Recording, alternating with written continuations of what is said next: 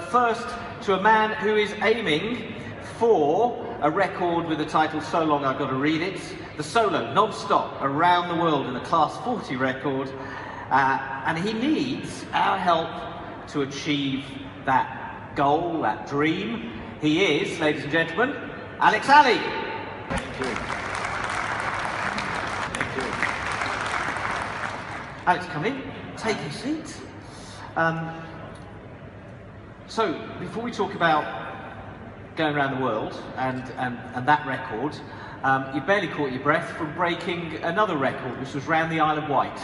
Slightly more manageable than the world. Tell us about that. Yeah, it's not quite as far, but it's quite a tricky record to get. This was just over a week ago on the 2nd of January. I set the solo round the island record for a 40-foot yacht. So very cold, 4 o'clock in the morning. Very holiday snaps from that. So what are the difficulties of achieving that particular record? Well, part of it, because you're doing a complete 360 circuit, at some point you're going to be going upwind. And obviously the boats are slowest when they're going upwind, so you want to maximise the time when you're off the wind. So it's a very, very specific weather window that we were looking for. And we've been waiting for months and months for the right weather for this. The record you were trying to break? And I set the record for a 40-footer. So it's a fairly new class of record. So it's the first 40 foot. It's the first. It's the first one. Okay. So you're quite passionate about 40-footers. Why? I love the 40s. I mean, I've raced all my life. I've sailed since I was a child.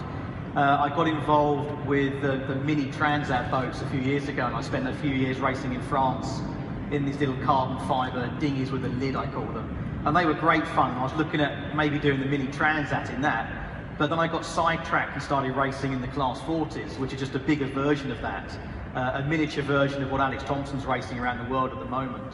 And I thought these are just awesome boats. They're a lot more affordable than the Open 60s. I mean, they're $1 million budgets for those things. But the Class 40, there are some constraints within the rules that keep the costs down. And I thought, if I could ever get one of these, I want to race one of these around the world again. So I was looking at ways of doing that. You did the Isle of Wight in 6 hours 20 odd minutes. 6 hours 20, yeah. We had the crew from Team Fado on the other day, who raced their trimaran round, broke the record in just over 2 hours. You want to get yourself one of those boats? Oh, that was a very impressive record, that was. I mean, the speeds they're doing 30, 40 knots.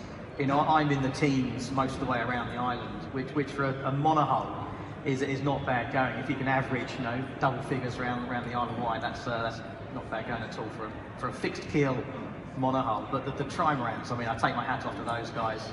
I just can't imagine what it must be like on deck doing those sorts of speeds. It must be awesome. And you've had a few records. You've already got a record or two under your belt, and now you've touched on the business angle already. What do you think of Alex's plan for selling pixels, effectively crowdfunding the campaign? Well, I think it's a really good way. I mean, these projects are expensive. Class 40, yes, it's smaller, but the projects are terrifically expensive. There are two things to crowdfunding. One is the obvious thing, is helping to generate the funding. But the other really important part of crowdfunding is you generate a community and you create a community around your project. And that every time you enlist a new person into your community, they become an outlet, and you know, they'll talk to 2 others, and the 2 others talk to 2 others, and it's like pyramid selling. It absolutely gets the message and gets the story out there. So there's a double whammy benefit. One is you raise the money, but the other is you enhance your project community and you create a much, much bigger project. So, you know, crowdfunding is a really interesting way and to many extents, I wonder often if commercial projects, that is projects with a single brand down the side, wouldn't love to have some of what crowdfunding provides, but they can't have it because you either share it or you don't share it. So it's an interesting dilemma. Ladies and gentlemen, best of luck to you guys. Ladies and gentlemen, Mike Golding, Alex Ali. Thank you.